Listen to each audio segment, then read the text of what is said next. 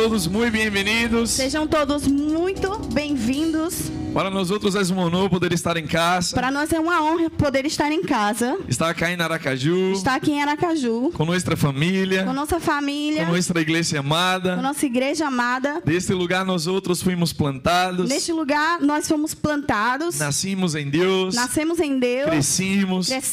E fuimos enviados. E fomos enviados. Al campo misionero. Ao campo missionário. En Buenos Aires. Em Buenos Aires. En Argentina. Na Argentina. Hace 7 años. Faz 7 anos. Dios está haciendo grandes cosas en aquel Deus lugar. está fazendo grandes coisas naquele lugar. Como bien dijo nuestro pastor, estamos con la iglesia ya. Como disse nosso pastor, nós estamos com a igreja lá. Y también Rema. E também com o Rema. Nosotros estamos acá ahora. Nós estamos aqui agora. Y exactamente en este momento ellos están alabando al Señor. Eles estão louvando ao Senhor. Empezó nuestro culto allá. Começou o nosso culto lá agora. Tenemos disfrutado, queridos, de una gracia maravillosa de Deus. Temos desfrutado de uma graça maravilhosa de Deus. Hace 6 meses más o menos. Faz mais ou menos 6 meses. Nosotros cambiamos de edificio. Nós mudamos de prédio. Fuimos para un lugar mucho más grande. Vamos para um lugar maior. Mucho mejor. Muito melhor. En una ubicación privilegiada. Numa localização privilegiada. En la segunda avenida más importante de toda la ciudad de Buenos Aires. Na segunda avenida mais importante de toda Buenos Aires. Lo que parecía imposible a los ojos de los hombres. O que parecia impossível aos olhos dos homens. No es imposible para Dios. Não é impossível para Deus. Y Dios nos dio un lugar hermoso. E Deus nos deu um lugar lindo. Tuvimos el privilegio de tener pastor Darren y Edma inaugurando el nuevo lugar. Nós tivemos o privilégio de ter o pastor Darren e Edma inaugurando um novo lugar. Entran más o menos 180 personas. Cabe mais ou menos 180 pessoas aí. Ya tengo noticias desde que salí de allá. Já tenho notícias desde que viemos de lá. Que en nuestros cultos de domingo. Que nossos cultos de domingo. Já estamos passando 150 personas. Já estamos passando de 150 pessoas. Significa dizer. Significa dizer. Que temos o mesmo ADN que vocês. Que temos o mesmo DNA que vocês. Então, eu já estou listo. Então já estou pronto. Para chegar allá. Para chegar lá. E ter que fazer. E ter que fazer. O segundo culto. O segundo culto. Amém. Amém. Então, são todas as coisas que Deus tem feito lá em Buenos Aires. Então, essas são todas as coisas que Deus tem feito em Buenos Aires. De todo o que Deus está fazendo allá. E de tudo que Deus tem feito lá. Sepa que vocês têm parte e galardão. Saiba que vocês têm parte e galardão nisso. Porque vocês oram por nós outros. Porque vocês oram por nós. Inviertem em nós outros. Vocês investem em nós. E temos o mesmo coração. E temos o mesmo coração. Amém. Amém. Você se alegra com isso? Você se alegra com isso? Glória a Deus. Graças, meu amor. De nada, meu amor. Me encanta falar em espanhol porque já estou estranhando. Já estou falando de novo. Eu já ia continuar. Já estou com saudade de lá, da nossa igreja.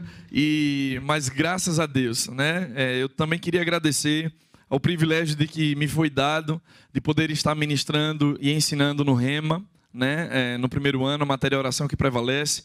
Queridos, eu já ministrei para algumas turmas, mas eu quero te dizer que essa turma tem sido um marco na minha vida. É uma turma extraordinária, amém? Nós estamos tendo aulas poderosas, o sobrenatural de Deus se movendo de uma forma extraordinária, amém? Na última quarta-feira nós tivemos entre a manhã e a noite cerca de 30 alunos que foram batizados no Espírito Santo. Foi até difícil terminar a aula aqui, foi maravilhoso o mover de Deus, um povo sedento, alunos que estão receptivos para a palavra. E eu quero te dizer, você tem até sexta-feira para se somar a esse grupo que vai mudar a história. Amém? Eu não imaginava, queridos, o que Deus faria comigo a causa do conhecimento da palavra 15 anos atrás, quando eu estava sentado aí no Rema, aprendendo a palavra, recebendo as instruções de Deus, e Deus hoje me levou para o campo missionário, e tudo aquilo que foi depositado no meu coração, juntamente com Cris, então, daquilo que nós aprendemos no Rema, tem feito a diferença na nossa vida, e eu quero incentivar você com isso, amém? Então, nessa noite, nós vamos dar honra à palavra de Deus, amém? Você ama a palavra de Deus? Então, é justamente sobre isso que eu quero ministrar, que eu quero compartilhar com você. Eu vim da Argentina com isso queimando no meu coração, amém? De honrar a palavra de Deus. Vá comigo em Hebreus capítulo 2. Hebreus capítulo 2, versículo 1. Quando encontrar, diga amém. Aleluia. Diz assim: Por esta razão, importa que nos apeguemos com mais firmeza às verdades ouvidas, para que delas jamais nos desviemos. Amém? Nos apeguemos com mais firmeza, com mais convicção às verdades que nós temos ouvido da palavra de Deus, para que delas jamais nos desviemos. Sabe, queridos, a palavra de Deus escrita é um instrumento poderoso que Deus deixou por amor a nós, para o nosso cuidado, para a nossa vida, para o nosso crescimento. Amém? Nós corremos o risco de que, se não prestarmos atenção naquilo que da parte de Deus foi dito, nós vamos inevitavelmente nos desviar das verdades que um dia ouvimos. Eu não sei se você, na sua infância, teve o privilégio, né? No meu tempo de infância, ainda não tinha Facebook, não tinha Instagram, então a gente brincava na rua mais tempo, a gente suava mais, transpirava mais. E eu lembro de uma brincadeira específica, né, que nós fazíamos na infância, que era telefone descomposto, ou telefone sem fio. Quantos já brincaram disso? Quando já tiveram essa experiência? Em que consiste? Se você é dessa geração e nunca brincou, eu vou lhe ensinar. O telefone sem fio consistia em que alguém transmitia a mensagem para uma pessoa aqui, e a grande missão era que a última pessoa que fosse ouvir a mensagem, ela deveria repetir exatamente a mensagem que foi dita à primeira pessoa. Mas se você já brincou disso, a sua experiência vai confirmar, comprovar que a mensagem que era dita aqui chegava completamente distorcida ao último lá. Eu não sei o que acontecia no processo, às vezes as pessoas faziam a propósito, mas a maioria das vezes a mensagem nunca era a mesma, sempre havia uma distorção. E sabe, meditando sobre essas coisas, eu entendi, dentre tantos outros propósitos, a razão pela qual Deus nos deixou a sua palavra escrita. Deus deixou a sua palavra escrita para qualquer pessoa, em qualquer época, em qualquer estação, em qualquer momento da sua vida, em qualquer geração que ela nascesse, ela pudesse ter o mesmo conhecimento de Deus, amém? Originado da fonte que qualquer outra pessoa. Amém? Então, Deus ele nos deixou a sua palavra escrita para que nós possamos conhecer quem Ele é, o seu caráter, os seus atributos, a forma como Ele age, o seu poder, a forma como Ele deu livramento ao seu povo, e saber que o nosso Deus é um Deus como nenhum outro, queridos, é o Deus que mostra o fim desde o começo. Ele é o mesmo ontem, hoje e sempre. Amém? Então, nós devemos dar honra à palavra de Deus escrita, amém? A revelação da palavra, porque tudo aquilo que Deus é, Ele nos deixou registrado na sua palavra. E Deus ele não quer que nós o conheçamos e tenhamos relacionamento com Ele em função da experiência de outras pessoas, mas que nós possamos descobrir a Deus em sua palavra, ter consistência na nossa vida, amém? Firmar nossa fé e vida cristã, não em função daquilo que pessoas vão nos dizer sobre Ele, amém? Mas em função daquilo que Ele mesmo diz sobre Ele na sua palavra. Você está comigo?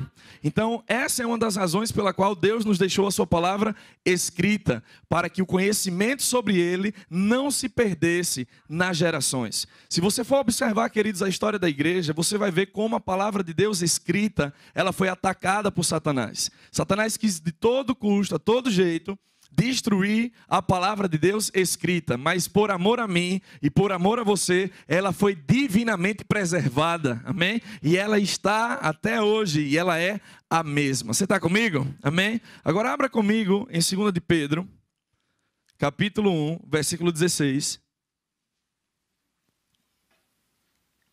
2 de Pedro, capítulo 1, versículo 16.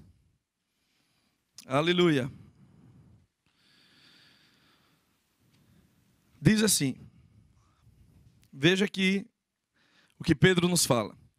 Porque não vos demos a conhecer o poder e a vinda de nosso Senhor Jesus Cristo, segundo fábulas engenhosamente inventadas. Mas nós mesmos fomos testemunhas oculares da sua majestade. Pois ele recebeu da parte de Deus Pai honra e glória, quando pela glória excelsa lhe foi enviada a seguinte voz: Este é o meu Filho amado, em quem me comprazo. Ora, esta voz vinda do céu, nós a ouvimos quando estávamos com ele no Monte Santo. Amém? Então, essa era a mensagem que Pedro pregava a respeito da vinda de Jesus.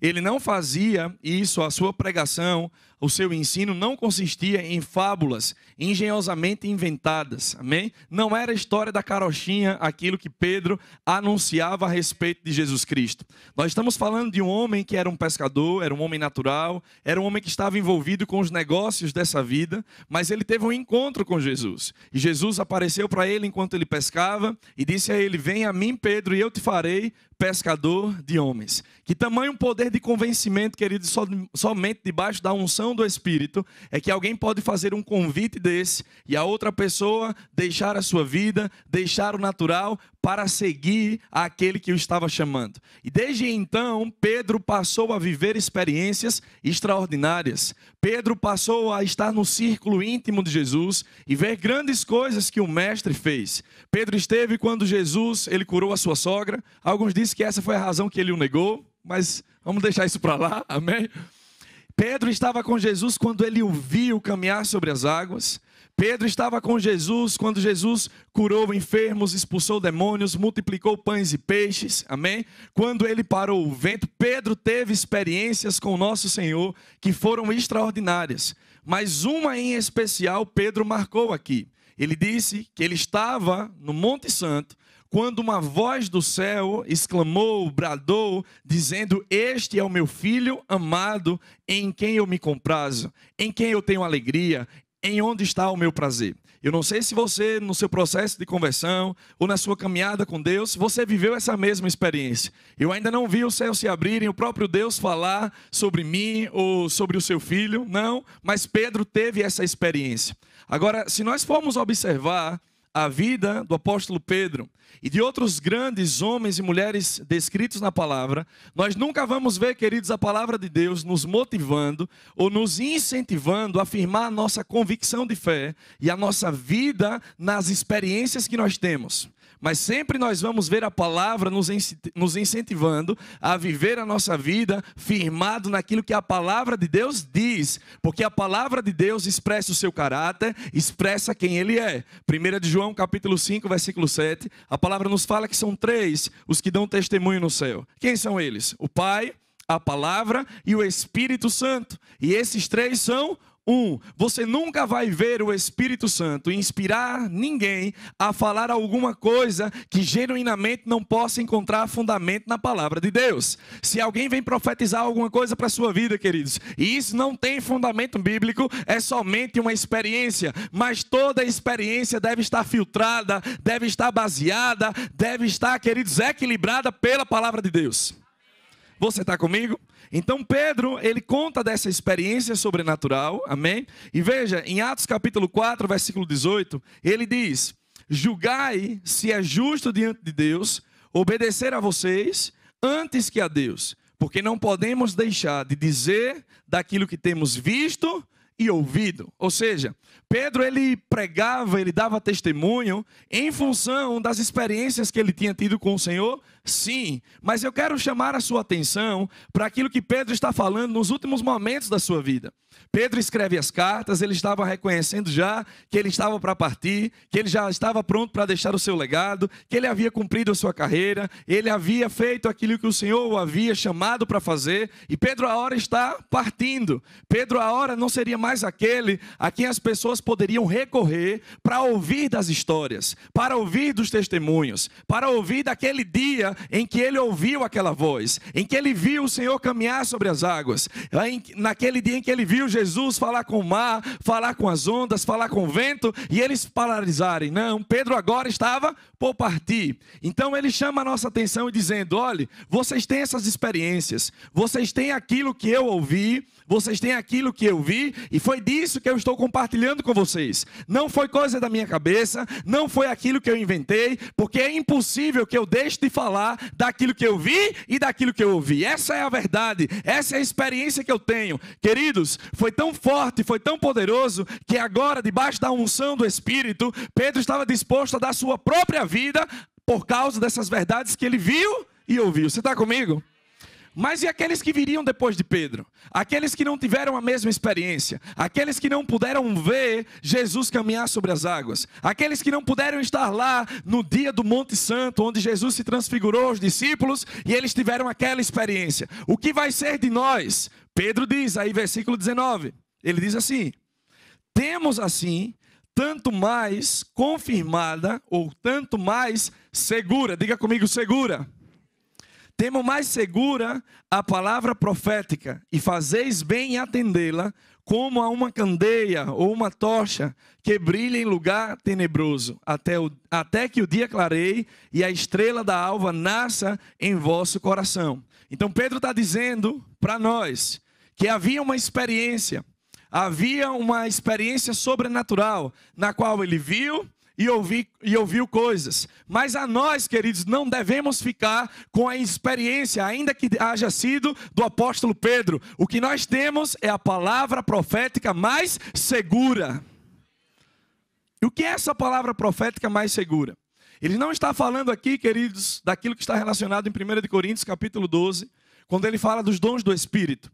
Os dons do Espírito são 9, são dons que fazem alguma coisa, são dons que falam alguma coisa e são dons que revelam alguma coisa. Amém? Palavra de sabedoria, palavra de conhecimento, discernimento de espíritos revelam algo. Profecia, variedade de línguas e interpretação, eles falam alguma coisa. Não é esse dom, não é essa palavra profética a qual Pedro está se referindo. A palavra profética mais segura que Pedro está dizendo é aquilo, queridos, que estava escrito no Antigo Testamento. O Antigo Testamento é a palavra profética mais segura que nós temos. Por quê? Porque está escrito no Antigo Testamento tudo a respeito de Jesus Cristo. Se você quiser saber o plano da redação, você vai ter que ir lá em Gênesis. Quando em Gênesis capítulo 3, versículo 15, depois do homem ter pecado e aparentemente parecer que nada seria solucionado, Deus disse à serpente: vai haver um dia onde vai haver um homem nascido de mulher, você vai pisar no calcanhar dele, mas ele vai pisar na sua cabeça. O plano da redenção, ele foi anunciado lá. Agora veja, Jesus, a caminho de Emaús, ele encontrou 2 discípulos. 2 discípulos, a palavra fala lá em Lucas, que estavam a caminho de Emaús. E Jesus aparece para eles, começa um diálogo com eles, e aqueles homens ouvem Jesus dizer para eles: o que é que está acontecendo? E eles ficaram espantados. Espera, você de onde é? Você é algum estrangeiro, algum peregrino? Que não sabe dos fatos que aconteceram em Jerusalém, de como Jesus Nazareno, homem poderoso em obras, cheio do poder de Deus, curava os enfermos, levantava os mortos, operava milagres extraordinários, e como os pais, as autoridades, os judeus, o prenderam, o crucificaram na cruz. Mas ele disse que ao 3º dia ele iria ressuscitar. E já é hoje o 3º dia e parece que nada aconteceu. Eu quero te dizer, quando você pensa que parece que nada aconteceu, aquilo que a palavra diz que está escrito vai se cumprir na sua vida. Ainda que você não esteja vendo, ainda que você não esteja sentindo, ainda que nada nas suas emoções pareça que está acontecendo, mas se você sabe que está escrito, não fique com a sua emoção, não fique com aquilo que a sua mente está dizendo, fique com aquilo que a palavra diz que está escrito.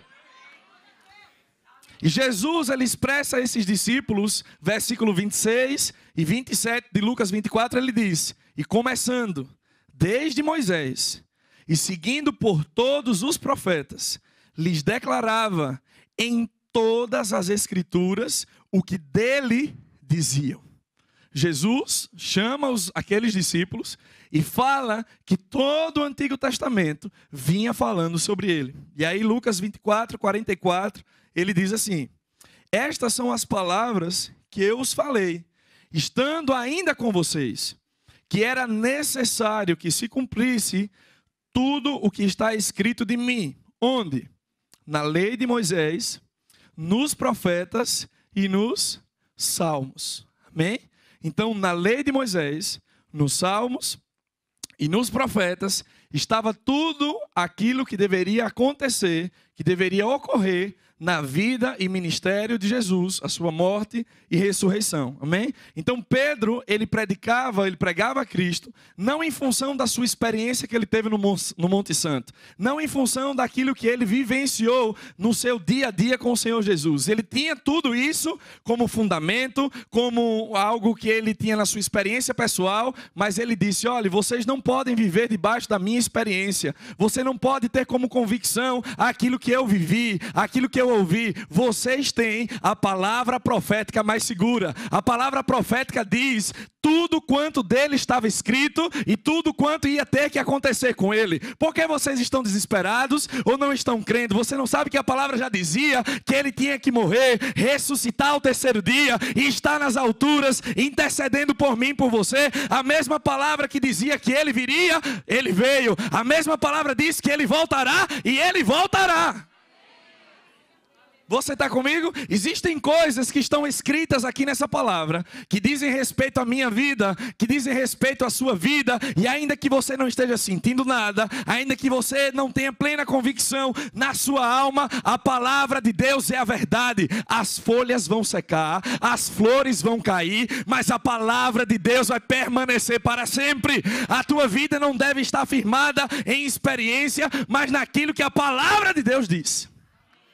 E se Deus disse, ainda que passem céus e terra, mas a palavra dele não vai passar na nossa vida. Eu quero te dizer, queridos, eu vim da parte de Deus da Argentina para dizer que a palavra de Deus vai se cumprir na sua vida. Se você crer e não abrir mão daquilo que a palavra diz, céus e terra vão passar, mas a palavra dele jamais passará. Você está comigo? Aleluia, glória a Deus. Toda experiência, por mais sobrenatural que possa parecer, ela deve estar fundamentada em la palavra. Toda experiência, por mais sobrenatural que possa parecer, ela deve estar fundamentada na palavra de Deus. E essa é uma experiência que nós vemos, queridos. É uma vivência, um modelo que nós vemos dos próprios apóstolos, vivendo e incentivando as pessoas a viver não debaixo de uma experiência, mas debaixo de uma convicção que a palavra de Deus nos mostra por aquilo que está escrito. E eu quero mostrar isso para você em Atos capítulo 2, versículo 1 e 4.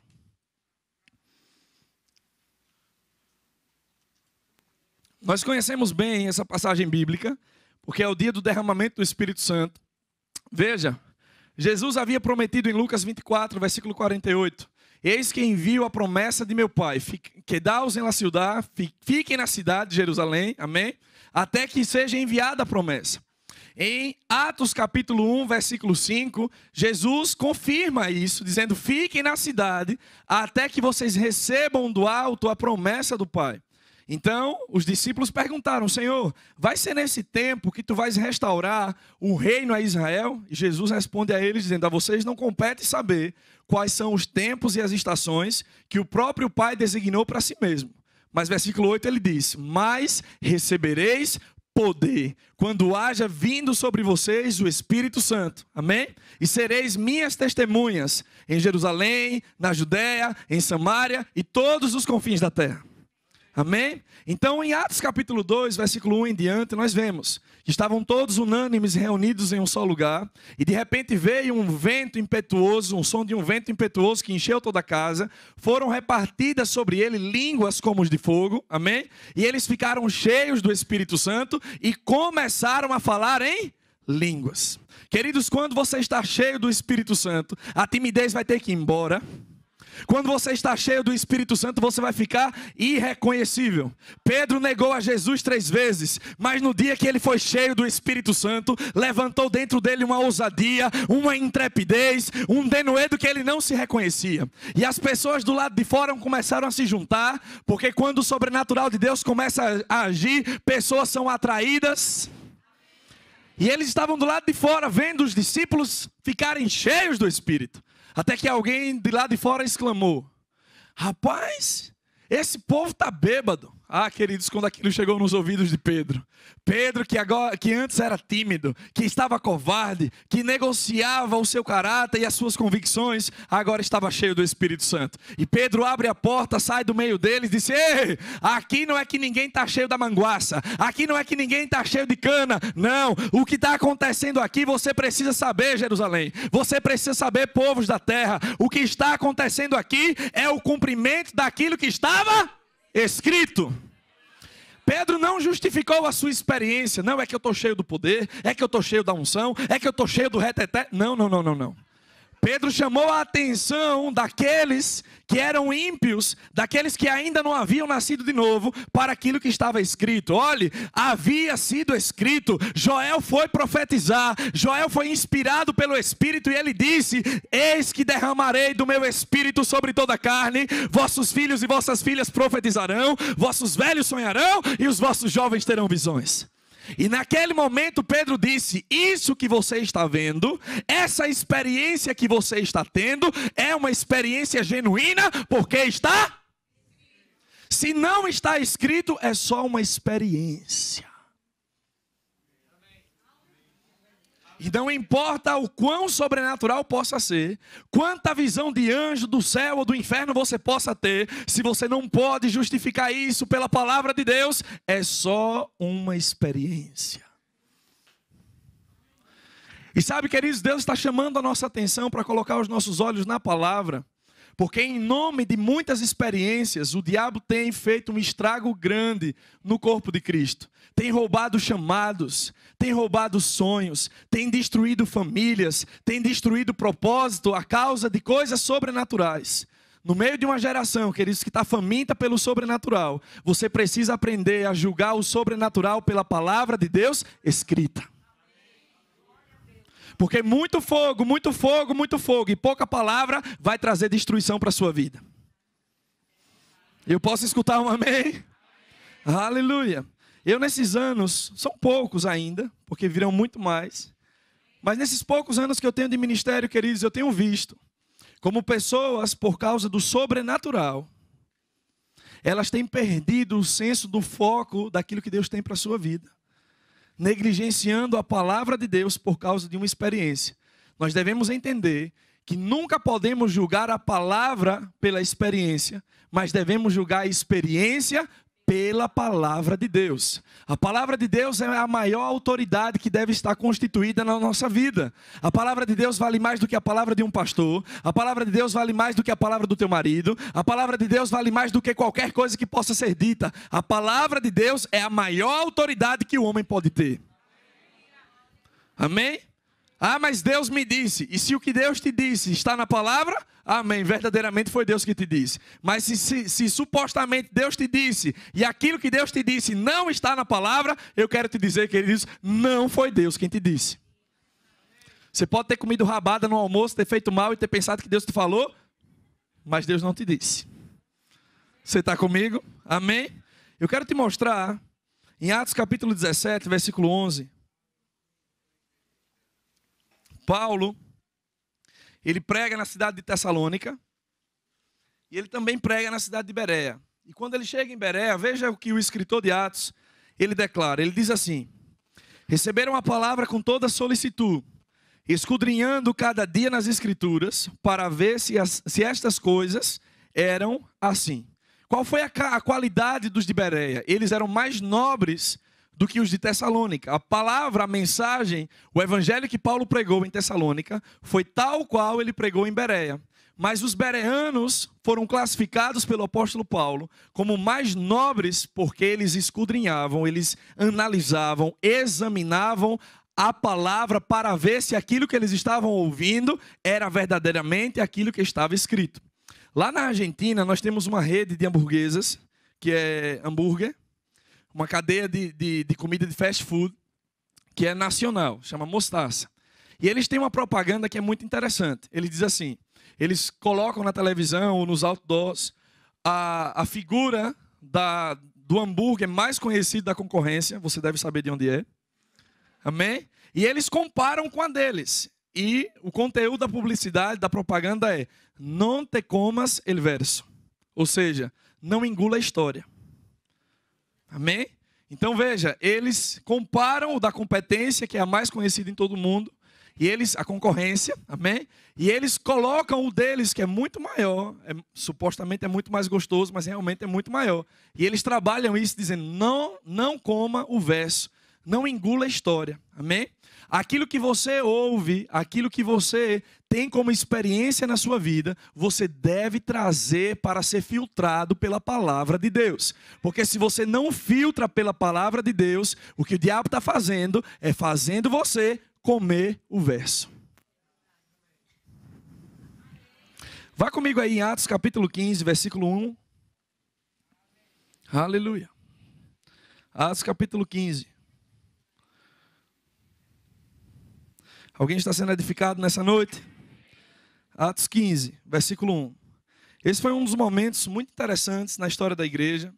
Veja, havia um grupo de pessoas, diz aqui, alguns indivíduos que desceram da Judeia e ensinavam aos irmãos: se não vos circuncidardes, segundo o costume de Moisés, não podeis ser salvos.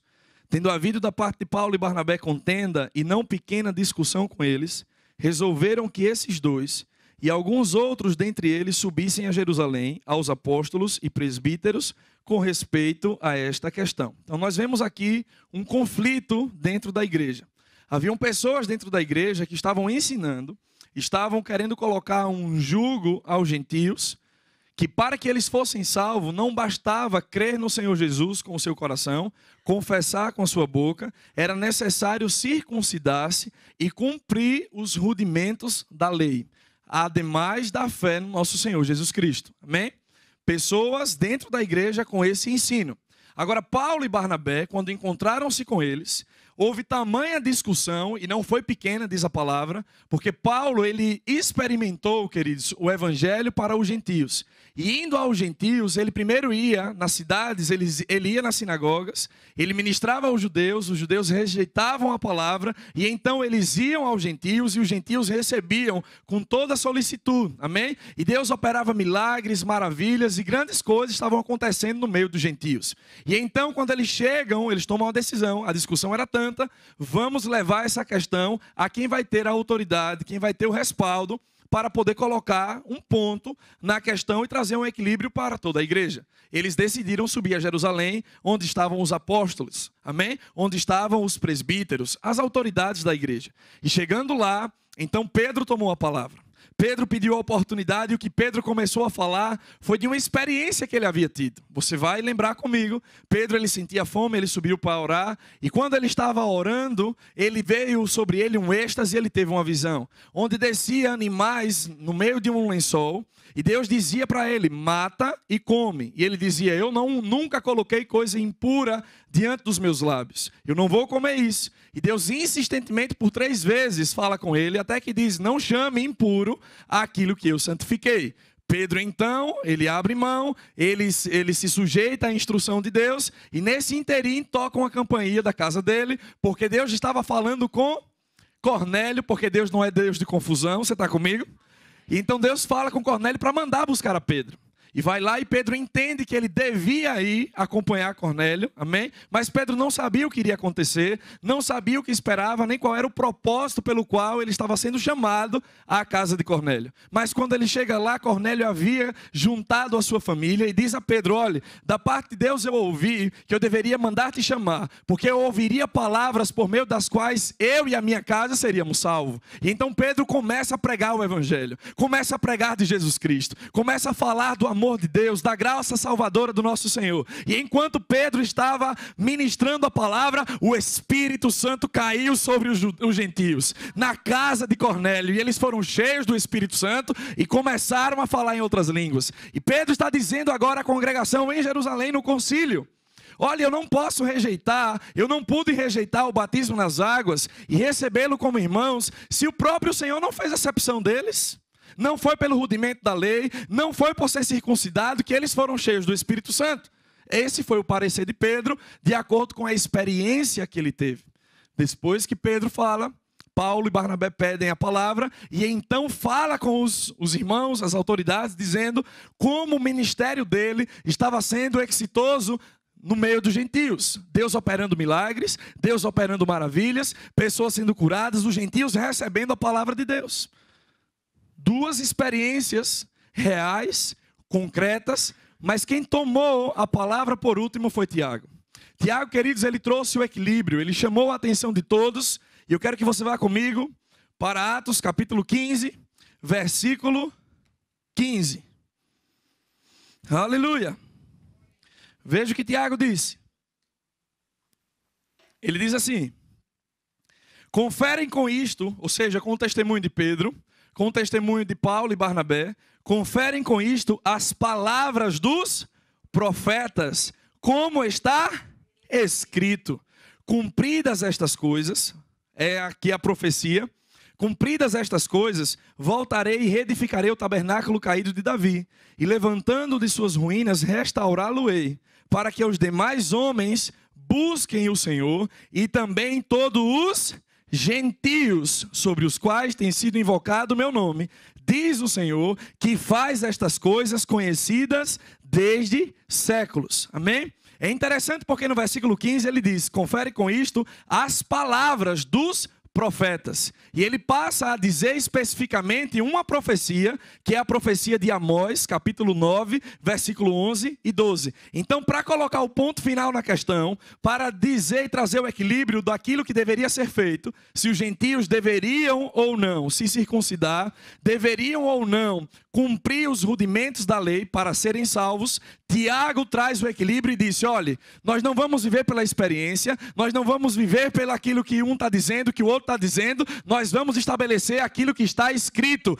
Confere com essa experiência, está de acordo com esse momento, aquilo que os profetas disseram. O que foi que os profetas disseram? Que Deus iria restaurar o tabernáculo de Davi, no qual todos os homens iriam buscá-lo, e Deus iria levantar um povo no meio dos gentios. A questão foi resolvida, não pela experiência, mas por aquilo que a palavra de Deus disse que estava escrito. Você está comigo, querido? Aleluia. 2 de Coríntios, capítulo 13, versículo 8 diz, porque nada podemos contra a verdade, senão pela verdade. Eu lembro de uma situação que aconteceu conosco lá, de repente, a nossa secretária disse, pastor, tem um casal que quer um aconselhamento com o senhor. Eu disse, pois não, pode dar. E aí veio o casal, e quando eles vieram, a esposa falando, né? O marido eu achei assim um pouco desconfiado. Como ela disse, fale você, eu só quero ouvir. E pronto, ela começou a falar e disse, pastor, eu quero te pedir permissão para poder usar o véu aqui na igreja. E eu achei aquilo estranho. Usar o véu, ninguém nunca usa véu. Eu disse, aí eu ouvi.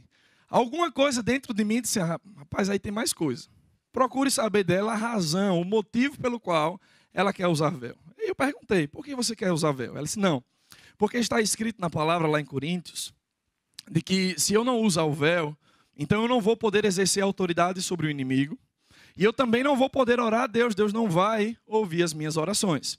E eu sabia que referência ela estava fazendo, amém? De um texto que estava lá em Coríntios. E então eu perguntei, mas você entende o contexto? Você sabe daquilo que está dizendo? Ela disse, olha pastor, você vê como isso realmente é de Deus, e o Senhor precisa abrir os seus olhos, o Senhor precisa entender que Deus está falando contigo, amém? E eu preciso orar usando o véu dentro da igreja. Ela começou a me contar uma experiência que ela teve. Ela disse, olha, anos atrás, ela era de outro país, e ela começou a me contar a experiência que ela teve. Ela disse assim, nós pertencemos, antes de vir à Argentina, a um outro ministério, os meus pais são pastores lá, e em uma convenção do nosso ministério lá, o apóstolo do ministério recomendou que a partir daquele dia, nenhuma das mulheres deveria orar sem o véu, porque senão elas não poderiam usar a sua autoridade contra Satanás, nem Deus iria ouvir as suas orações. E então a mãe dela, quando ouviu isso, disse, não é possível, pelo amor de Deus, isso não é de Deus, essa coisa assim eu não vou fazer. E foi para a sua casa, e bom, começou lá, continuou fazendo as suas atividades, até que um dia recebeu uma ligação, recebeu uma chamada. Vem aqui, por favor, porque tem alguém em determinado lugar que está endemoniado, está com um espírito maligno em manifestação. Venha cá orar por essa pessoa. E ela então, tá bom, eu estou indo lá, pegou a sua Bíblia, pegou as chaves do carro, estava entrando, e alguém na sua casa disse para ela, não vai levar o véu não? Ela disse, eu vou levar véu? Para que eu vou levar véu? Não, eu não vou levar véu coisa nenhuma. E pronto, não levou o véu, foi para lá. Quando ela coloca, queridos, o pé na casa, o diabo manifestado, o demônio manifestado na pessoa lá, grita de lá de dentro. Você pensa que eu vou sair, é? Você está em desobediência, porque você não está usando o véu. Sabe o que foi que ela fez? ela deu marcha atrás, deu meia volta, entrou no carro, foi na sua casa buscar o véu, e então voltou, colocou o véu e expulsou o demônio. O demônio saiu, e a partir daquela experiência, foi firmada dentro daquela denominação uma doutrina na qual as mulheres não podiam orar sem usar o véu, e essa era a razão pela qual ela queria usar o véu na nossa igreja. Mas, querido, se você não sabe aquilo que está escrito, o diabo vai agir na tua vida com um espírito de engano. O diabo não vai sair por causa de um véu ou deixar de véu. O diabo tem que sair por causa da autoridade que há no nome de Jesus. E se você sabe aquilo que está escrito, você vai dar uma ordem e ele vai ter que obedecer. Você está comigo, querido? Na nossa vida, nós não podemos julgar a palavra pela nossa experiência, mas devemos julgar a experiência pela palavra de Deus. Eu não sei qual é a experiência que você está passando no momento. Eu não sei se é uma situação de enfermidade, eu não sei se é uma situação de escassez, o diabo tocando nas suas finanças ou em qualquer outra área da sua vida, mas eu sei aquilo que a palavra de Deus diz. E aquilo que a palavra de Deus diz, querido, se você crer, é aquilo que vai ser cumprido na tua vida. Sabe, nós experimentamos, eu queria chamar o grupo de louvor nesse momento. Aleluia. Nesses 7 anos na Argentina, nós experimentamos, queridos, diferentes coisas, diferentes momentos. Mas aquilo que me segurou, me sostuvo, me sustentou durante todo esse período, e tem me sustentado e tem levantado a nossa vida lá, não foi aquilo que um dia alguém chegou para mim e me disse: assim diz o Senhor para você. Tenho um chamado para ti na Argentina, preparei um povo para você lá. Não foi isso, queridos. Não foi o fruto daquele dia quando oraram por mim, ou eu caí no espírito, saí tremendo no meio da igreja. Não, não foi isso que tem sustentado a minha vida. O que tem sustentado a minha vida até hoje é uma convicção que há dentro de mim daquilo que está escrito. Ainda que eu passe pelo vale da sombra da morte, eu não vou temer mal algum, porque eu sei que o Senhor está comigo. Eu sei que Ele é o meu pastor e nada me faltará. Ainda que eu olhe para o meu bolso e eu não veja nada, eu sei o que está escrito. Ainda que a enfermidade chegue na minha vida ou chegue diante dos meus, eu sei que verdadeiramente Ele levou sobre si nossas doenças e enfermidades. O castigo que nos traz a paz estava sobre Ele, e pelas suas pisaduras fomos curados. A palavra deve estar firme no teu coração. Se você quiser conhecer um pouco mais a respeito do fundamento bíblico pelo qual você não deve usar o véu, eu te convido até sexta-feira você se matricular no Rema. Lá você vai aprender. Amém? E muitas outras coisas vão ser descortinadas nos seus olhos, porque o diabo, queridos, tem enganado o povo de Deus. A falta do conhecimento daquilo que está escrito sobre você, daquilo que você tem, daquilo que você é e daquilo que você pode fazer, pode destruir a sua vida. Mas quando o conhecimento da palavra se levanta dentro de você, ainda que a circunstância se levante, ainda que o diabo venha com toda a fúria do mundo, você sabe o que está.